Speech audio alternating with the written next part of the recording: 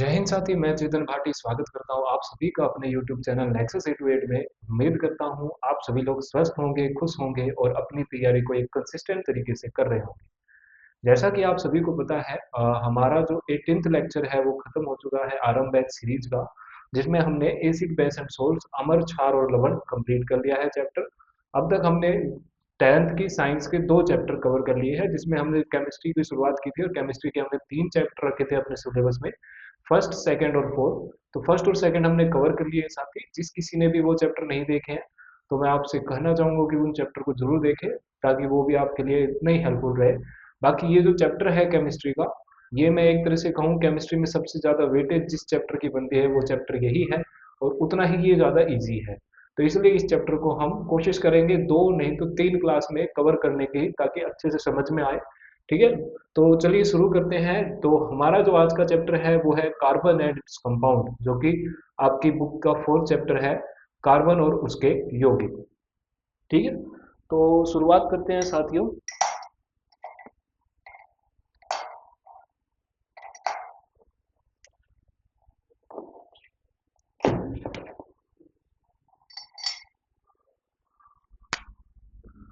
Carbon, तो शुरुआत में हम कार्बन के बारे में ही पढ़ते हैं। कार्बन, क्यों इस चैप्टर की जरूरत पड़ी, और यहाँ तक कि मैं आपसे ये भी बताना चाहूंगा कि अगर आप साइंस लेते हो, चाहे वो फिर मेडिकल हो या नॉन मेडिकल हो, तो आपको फिर आगे जाके केमिस्ट्री की 2 बुक रहेंगी, जिसमें से एक होगी ऑर्गेनिक केमिस्ट्री, जिसका मैं बेस कहूँ तो वो यही चैप्टर है। क्योंकि कार्बन के जो कंपाउंड है वो बहुत ज्यादा पाए जाते हैं नेचुरली, वो बहुत ज्यादा अमेंडेंस है, मतलब बहुत ज्यादा प्रचुर मात्रा में वो पाए जाते हैं।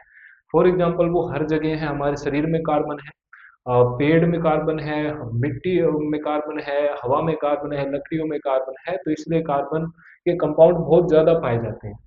तो क्या रीजन है उसके बारे में जानेंगे, और क्या इस चैप्टर में हमें पढ़ाया गया है वो भी हम पहचानेंगे। चलिए साथी शुरू करते हैं। सबसे पहले एक नेचुरल इंट्रोडक्शन लेते हैं। कार्बन की अगर मैं बात करूं साथी, इसका जो एटॉमिक नंबर है, एटॉमिक नंबर मतलब कि परमाणु संख्या, वो कितनी है साथी, अगर मैं आपसे पूछूं तो कार्बन आता है 6 नंबर पे। कितने पे आता है? 6 नंबर पे। मतलब कि इसमें जो नंबर ऑफ इलेक्ट्रॉन है वो कितने होंगे साथी? 6। नंबर ऑफ प्रोटॉन वो भी कितने होंगे साथी? 6 ही होंगे। जब भी क्या होता है, इलेक्ट्रॉन में -6 चार्ज होता है और प्रोटॉन में +6। तो जब भी ये क्या होता है, एक न्यूट्रल एटम होता है जो कि होता है स्टेबल। बात करें इसकी मास की साथी, तो इसका जो मास लेते हैं हम वो लेते हैं 12 एटॉमिक यूनिट, 12 AMU। तो ये तो हो गया इसका बेसिक इंट्रोडक्शन। अब बात करते हैं कि कार्बन, जैसे हम सभी को पता है कि हर एक जो एलिमेंट्स है वो क्यों कंबाइन करते हैं। जो एलिमेंट्स हैं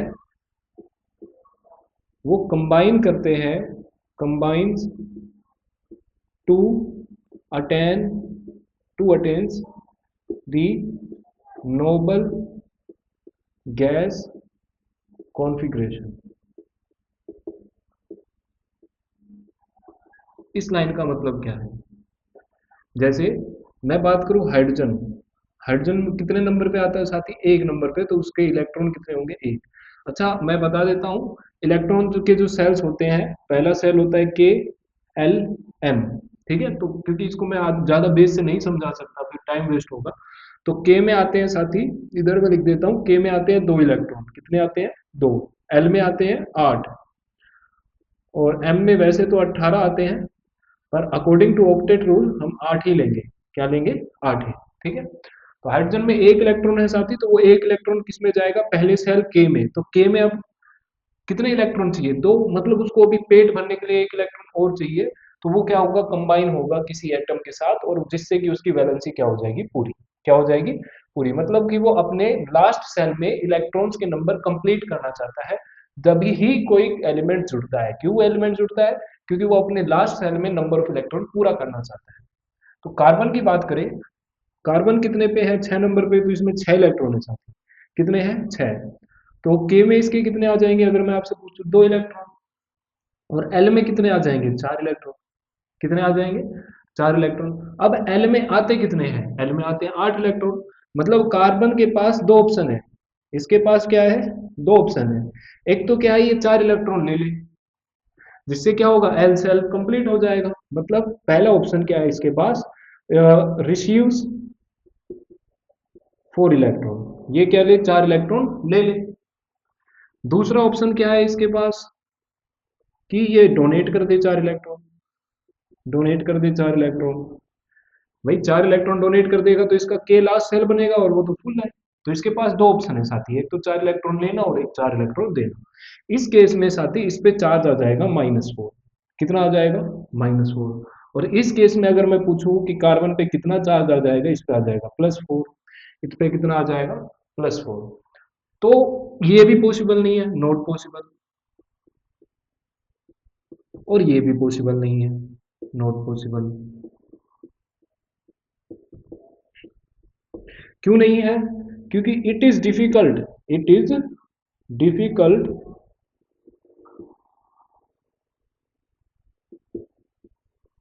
टू कंट्रोल, कंट्रोल या फिर अटैच 10 इलेक्ट्रॉन। अब किसके, इसके पास कितने इलेक्ट्रॉन हो जाएंगे, 4। अगर ये 10 4 ले लेगा तो इसके पास हो जाएंगे 10 इलेक्ट्रॉन।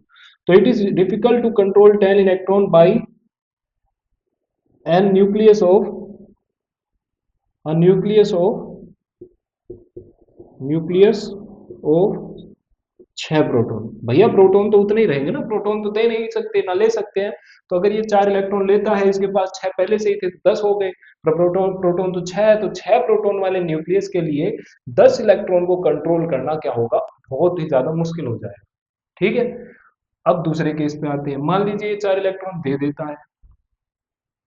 पहली बात तो ये नहीं दे सकता, इसका रीजन ही ये है क्यों नहीं पॉसिबल है, क्योंकि it is impossible, it is impossible for a nucleus to donate 4 electron. और इसका सबसे ज्यादा इसमें जो रोल है वो है due to its small size, due to its small size. इसका स्मॉल साइज है तो इसका जो न्यूक्लियस होता है साथी, वो इलेक्ट्रॉन से अच्छा बहुत ही ज्यादा स्ट्रॉन्ग बॉन्ड होता है। तो अगर हम 4 इलेक्ट्रॉन हमें निकालना है तो हमें बहुत ज्यादा क्या देनी पड़ेगी, एनर्जी देनी पड़ेगी, और जो कि क्या है पॉसिबल नहीं। तो अब ये क्या रास्ता है इसके पास कि ये अपनी जो नोबल स्टेट है उसको अटेन कर ले, तो उसी के बारे में जानते हैं। इतना समझ में आया आपको, ये जनरल इंट्रोडक्शन था। तो कार्बन की क्या रास्ता बचा, द ओनली वे, अगर मैं इससे पूछूं, आपसे बताऊं कि ओनली वे क्या है रास्ता कार्बन के पास, तो वो है इसका कोवेलेंट बॉन्ड, कोवेलेंट बॉन्ड। अब ये क्या होता है, सह संयोजी आबंध, सह संयोजी आबंध साथी। अब इसको समझते हैं, इसको मैं रब कर देता हूं।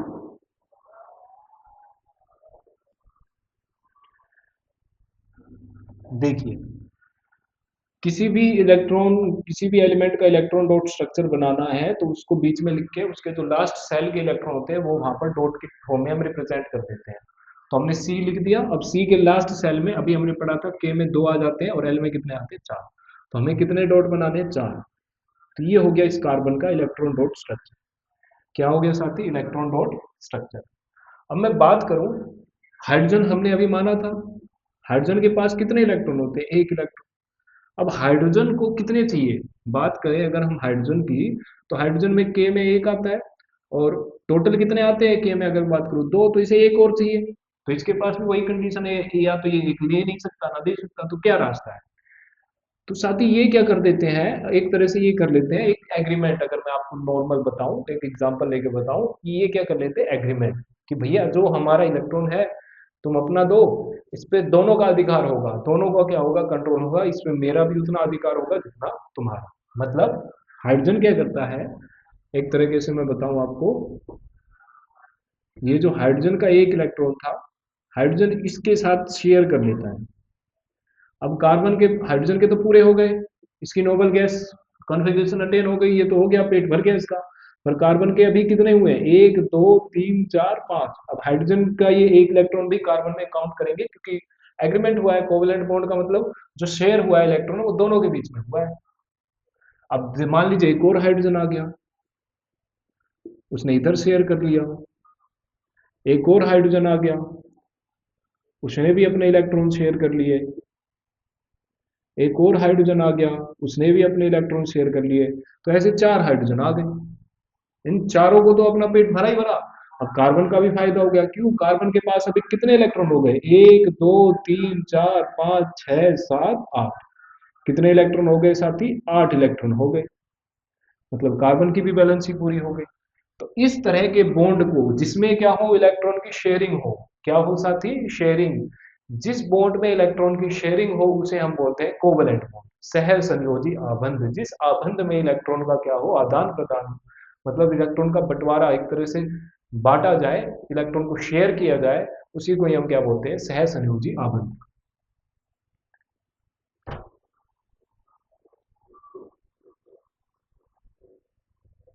तो कोवलेंट बॉन्ड की अगर मैं आपसे डेफिनेशन पूछूं तो इसकी डेफिनेशन क्या हो जाएगी? The bond in which electron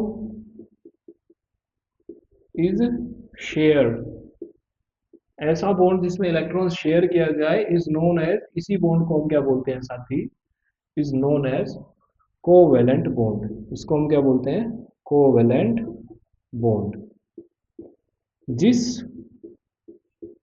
आबंध में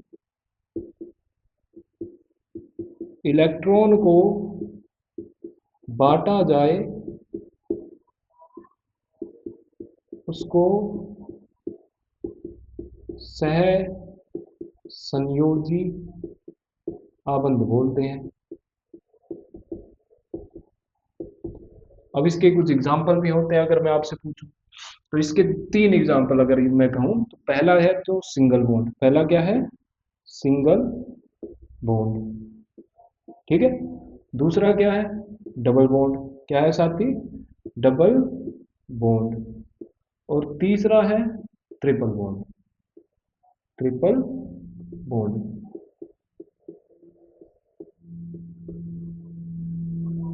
single bond, double bond, triple bond. अब इन तीनों को समझते हैं। सिंगल बॉन्ड का एग्जांपल हो गया। अब हम क्या करेंगे साथी? जैसे इसको हम ऐसे रिप्रेजेंट करेंगे, कार्बन एक लाइन का मतलब 2 इलेक्ट्रॉन शेयर हो रहे हैं। कितने हो रहे हैं? 2। तो एक हाइड्रोजन इसके साथ, एक इस हाइड्रोजन के साथ, और एक इस हाइड्रोजन के साथ, और एक हाइड्रोजन नीचे है। इसको हम ये ऐसे भी बना सकते हैं और इसको हम डायरेक्ट लिख सकते हैं CH4। इसका नाम भी हम समझेंगे जब हम नोमेनक्लेचर पढ़ेंगे इसी चैप्टर में आगे की तरफ, तो हम समझेंगे। तो सिंगल बॉन्ड का तो एग्जांपल यही हो गया, carbon, hydrogen, hydrogen, hydrogen, hydrogen, ये हो गया एक अलाबंध। क्या हो गया? एक अलाबंध। ये द्विआबंध। इसका एग्जांपल लेते हैं। ऑक्सीजन होता है आपका। ऑक्सीजन अगर मैं पूछूं तो ऑक्सीजन का एटॉमिक नंबर होता है, ऑक्सीजन में इधर मैं लिख देता हूं, इलेक्ट्रॉन होते हैं 8। कितने होते हैं साथी? 8 इलेक्ट्रॉन। तो इसमें से के में आ गए 2, तो एल में कितने बचेंगे? 6। एल में कितने बचेंगे? 6। एल में होते कितने? 8। तो इसे 2 इलेक्ट्रॉन चाहिए। अभी हमने बताया कि इलेक्ट्रॉन डॉट स्ट्रक्चर बनाने के लिए हम क्या करते हैं, जितने इलेक्ट्रॉन है उनको क्या कर देते हैं, जो लास्ट सेल के इलेक्ट्रॉन है उनको बना देते हैं। ये बना दिया मैंने ऑक्सीजन। मान लीजिए एक और ऑक्सीजन इसके पास आ गया, और उसके पास भी क्या होंगे? इतने ही होंगे। उसके पास भी तो 6 इलेक्ट्रॉन होंगे। अब इसको भी 2 चाहिए, इसको भी 2 चाहिए। तो ये क्या करता है, अपने दो दो इलेक्ट्रॉन क्या कर लेते हैं? शेयर। क्या कर लेते हैं? शेयर।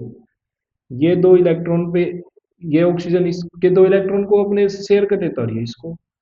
अब इन दोनों को क्या कर लिया? शेयरिंग कर लिया। और अगर इसको मैं लाइन से बनाना चाहूं तो मेरे को इस बार कितनी लाइन बनानी पड़ेगी? 2 लाइन। कितनी लाइन बनानी पड़ेगी? 2 लाइन। मतलब कि जो O2 का मॉलिक्यूल है, यहाँ पर देखिए ध्यान से, हमारे एक और जो टॉपिक है वो भी खत्म हो रहा है, जिसको हम बोलते हैं इलेक्ट्रॉन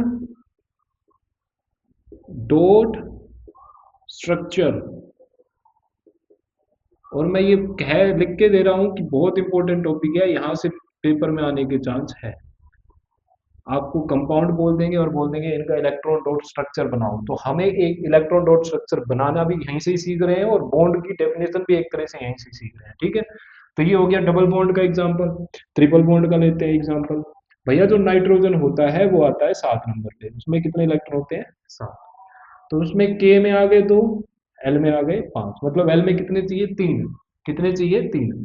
तो अगर मैं इसके लास्ट शेल के इलेक्ट्रॉन बनाऊं तो ऐसे बनाऊंगा, एक, दो, तीन, चार, पांच। जिनको शेयर करना है ना उनको आगे लिख देते हैं ताकि आसानी से हम ड्रॉ बना सकें। ऐसे ही दूसरा नाइट्रोजन आ गया, एक, दो, तीन, ये उस नाइट्रोजन के तीन ये हो गए, उधर ये हो गए। ये नाइट्रोजन क्या करेगा, शेयर कर लेगा। ये भी नाइट्रोजन क्या करेगा, शेयर कर लेगा। दोनों की वैलेंसी पूरी हो गई। और अगर इस बार मैं इनको लाइन से दिखाऊं तो क्या बनेंगी, तीन लाइन, ट्रिपल लाइन। तो इसको बोलते हैं हम ट्रिपल बॉन्ड साथी। क्या बोलते हैं, ट्रिपल बॉन्ड। बात करें H2 की, हाइड्रोजन में एक ही इलेक्ट्रॉन होते हैं, दूसरे हाइड्रोजन में भी एक इलेक्ट्रॉन होगा। दोनों क्या कर लेंगे, शेयर कर लेंगे। तो इनमें भी क्या बनेगा, डबल बॉन्ड नहीं बनेगा, सिंगल बॉन्ड बनेगा। इनमें भी क्या बनेगा, सिंगल बॉन्ड। समझ में आया साथी। कोवलेंट बॉन्ड कौन सा बॉन्ड होता है, the bond in which electron is share is known as covalent bond. इसके example type, single bond, double bond, triple bond, तीनों के टाइप ले लिए। एक चीज और, जो सिंगल बॉन्ड होता है उसको हम बोल देते हैं, मतलब ऐसा कंपाउंड जिसमें सारे सिंगल बॉन्ड है उसको बोलते हैं हम सैचुरेटेड। क्या बोलते हैं साथी, saturated. Saturated hydrocarbon, saturated hydrocarbon. तो इसकी डेफिनेशन अगर मैं आपसे पूछूं, सैचुरेटेड मतलब कि संतृप्त हाइड्रोकार्बन, संतृप्त हाइड्रोकार्बन।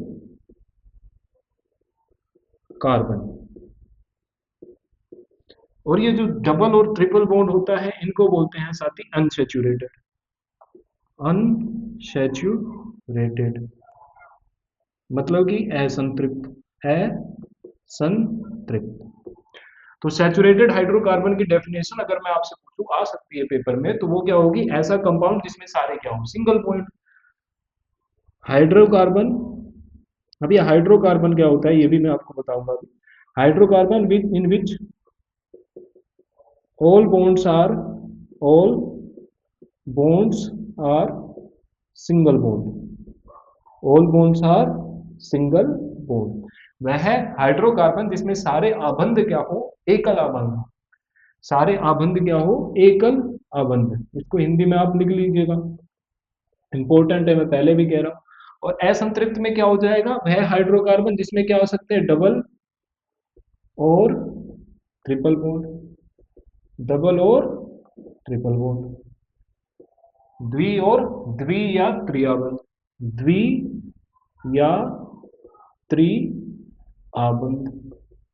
अब भैया ये हाइड्रोकार्बन क्या होता है, तो जो हाइड्रोकार्बन होता है, हाइड्रोकार्बन, हाइड्रोकार्बन मतलब कि आपका कंपाउंड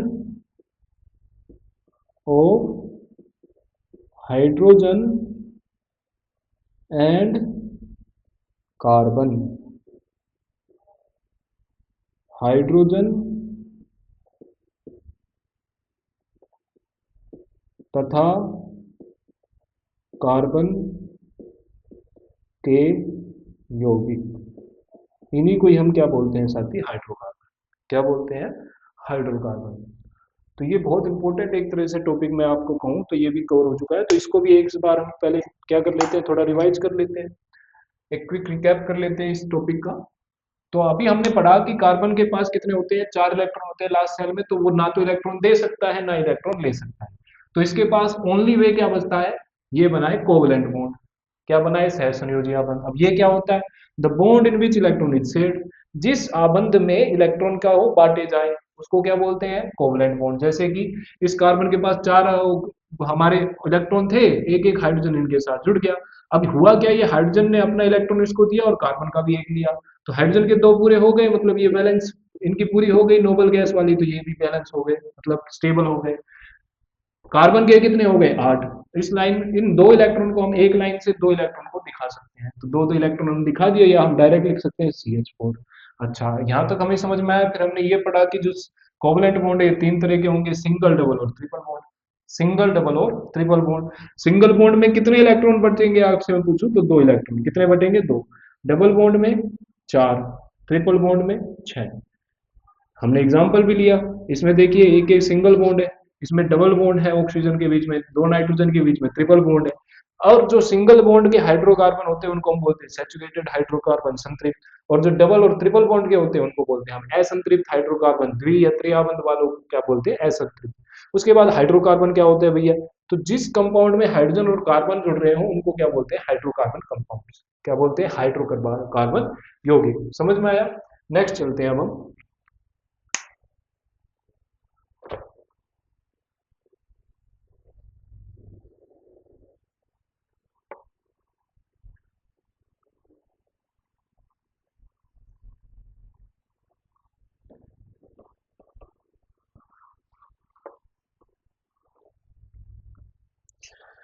अब हम देखते हैं versatile of nature of carbon. ऐसा क्यों है कि कार्बन के इतने ज्यादा कंपाउंड हैं हमारे पास।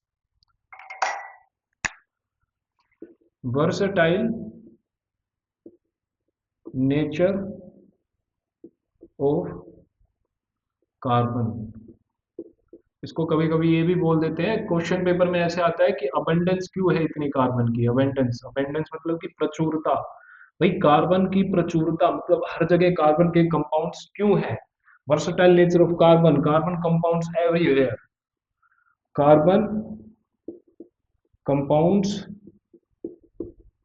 आर एवरीवेयर, हर स्थान पे कार्बन यौगिक पाए जाते हैं। क्यों पाए जाते हैं, वाई। तो इसके रीजन है दो, और ये जो दो प्रॉपर्टी है ये बहुत इंपॉर्टेंट है, बहुत बार पेपर में पूछी जा सकती है। दो इसके गुण जो है वो बहुत इंपॉर्टेंट है। पहला गुण है टेट्रावेलेंसी। टेट्रावेलेंसी, टेट्रावेलेंसी मतलब चतुर्थ संयोजकता, चतुर्थ संयोजकता। दूसरा जो गुण है वो है कैटेनेशन, इसको हिंदी में बोलेंगे हम श्रृंखलन। क्या बोलेंगे, श्रृंखलन। और ये इंपॉर्टेंट है, तो इन्हीं के बारे में पढ़ते हैं कि टेट्रावेलेंसी और कैटेनेशन क्या होता है। तो टेट्रावेलेंसी, टेट्रा का मतलब होता है चार। तो अभी हमने पढ़ा है carbon valency is 4, carbon valency is 4, carbon की कितनी संयोजकता है, चार।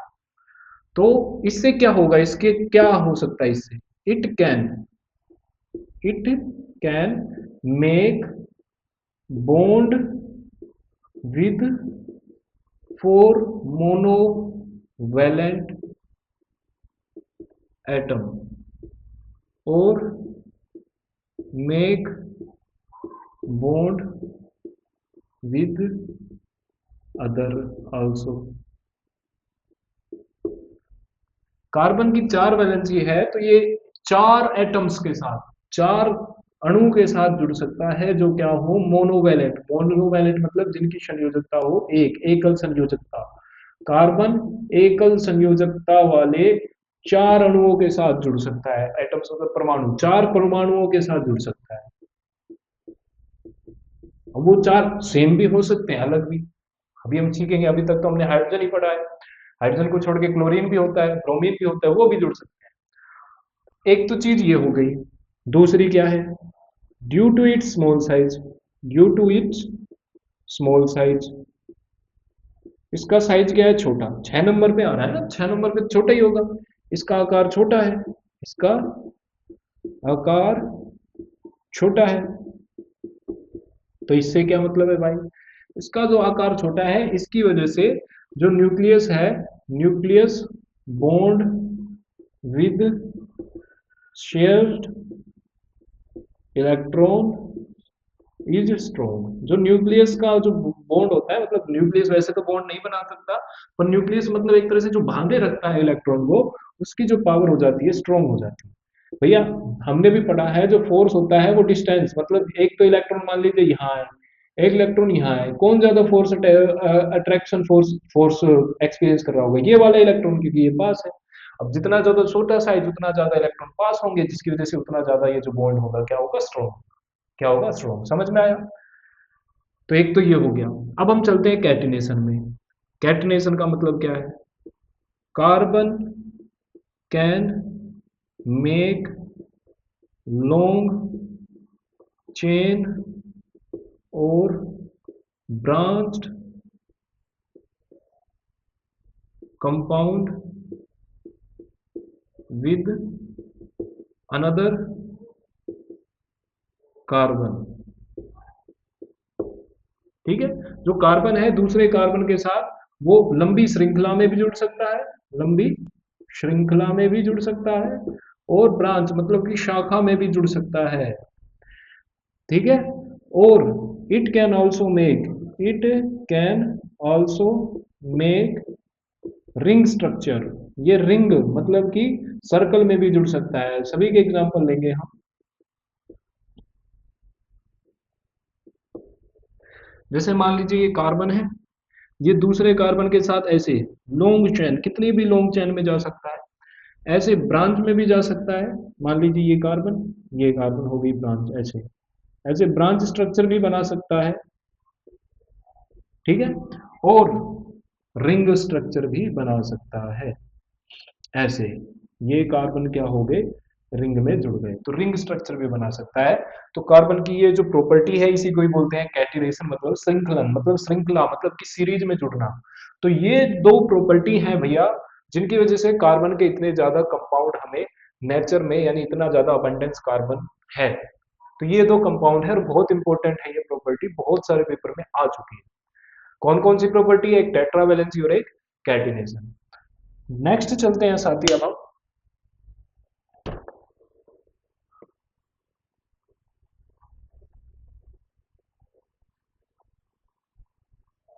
इसके कुछ एलोट्रोप्स पे चलते हैं, कार्बन के एलोट्रोप्स। ठीक है। कार्बन के एलोट्रोप्स। इसके बाद अगर टाइम बचा तो हम नोमेनक्लेचर का बेस भी थोड़ा समझ लेंगे। थोड़ा सा स्पीड बढ़ाता हूं मैं। कार्बन के अप्रूव, कार्बन के अप्रूव। साथ ही जो ग्रेफाइट होता है, ग्रेफाइट कहाँ देखा है आपने, पेंसिल की जो लिड होती है उसमें ग्रेफाइट होता है। जो डायमंड होता है, डायमंड मतलब कि हीरा, और जो बंक मिनिस्टर फ्लोरिन होता है, बकमिनिस्टर, बकमिनिस्टर फ्लोरिन, इसको हम C60 बोल देते हैं। ये तीनों मिलकर बने होते हैं कार्बन से, मेड बाय कार्बन। किससे मिलकर बने रहते हैं, कार्बन। पर इनकी जो प्रॉपर्टी है वो बहुत ज्यादा अलग है, but have different properties, but have different properties. For example, ये ग्रेफाइट होता है, ये तो बिल्कुल काला है, ये तो क्या है, ब्लैक कलर का है। और हीरा क्या है, साइन मारता है, बिल्कुल साइन तो वो भी मारता है, पर ये क्या होता है, बिल्कुल चमकदार। जो ग्रेफाइट होता है ये तो सॉफ्ट होता है, इसको हम हार्ड तोड़ सकते हैं थोड़ा। ये जो होता है हीरा, बल्कि ये तो क्या होता है, हार्डेस्ट होता है। सभी सब्सटेंस में से अगर कोई हार्डेस्ट सब्सटेंस है नेचर में मिलने वाला तो वो हीरा है। ये क्या होता है, कंडक्टर होता है, सुचालक होता है। सुचालक मतलब कि इसमें से बिजली पास कर सकती है, हीट जा सकती है। ये क्या होता है, ये इंसुलेटर होता है, या बैड कंडक्टर इसको हम बोल सकते हैं। इतनी ज्यादा प्रॉपर्टी क्यों अलग है अगर कार्बन से ही मिलकर बने हैं। तो ये जो रीजन है इसका, वो है the way in which carbons are, carbon atom, carbon atoms are arranged in these substance are different, are different। कि भैया जो ये कार्बन होता है ये मिलकर बने हैं कार्बन से, पर कार्बन इनमें अलग अलग तरीके से जुड़ा हुआ है। अभी हमने पढ़ा कि कार्बन क्या लगा सकता है, लॉन्ग चेन भी बना सकता है, ब्रांच भी। तो उस स्ट्रक्चर की डिफरेंस की वजह से ही इनकी प्रॉपर्टीज क्या हो जाती है, अलग। बाकी इनको हम क्या बोलेंगे, एलोट्रोप्स अप्रूव। मतलब कि ये तीन अप्रूव है, क्यों, क्योंकि ये कार्बन से ही मिलकर बने हुए हैं। तो ऐसे कम यौगिक या ऐसे वस्तु या ऐसे पदार्थ जो एक ही तरह के अणु से या परमाणु से मिलकर बने हो, पर अलग अलग क्या नाम है, गुण दिखाए, उनको हम क्या बोलते हैं, अप्रूव। क्या बोलते हैं साथी, अप्रूव। इनको हम क्या बोलते हैं, एलोट्रोप्स। क्या बोलते हैं, एलोट्रोप्स। अब हम चलते हैं नोमेनक्लेचर की तरफ। ठीक है। नोमेनक्लेचर का बेस और समझ लेते हैं इस वीडियो में।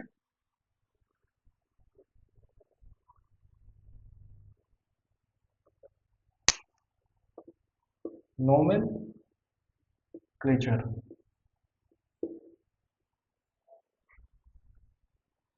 इसका थोड़ा बेस समझ लेते हैं। अ, पर कोई नहीं, इसको चलो अगली वीडियो में ही कर लेंगे। बेस नोमेनक्लेचर को भी ज़्यादा हमारा चैप्टर है नहीं, क्योंकि हमने पहले ही बोल दिया इसको अच्छे से पढ़ेंगे आराम से। ज़्यादा वेटेज का है तो आराम से पढ़ेंगे। तो साथ ही आज के लिए इतना ही। नेक्स्ट वीडियो में मिलते हैं जहाँ पर हम इस चैप्टर को आगे पढ़ेंगे। तब तक के लिए खुश रहिए, स्वस्थ रहिए। जय हिंद।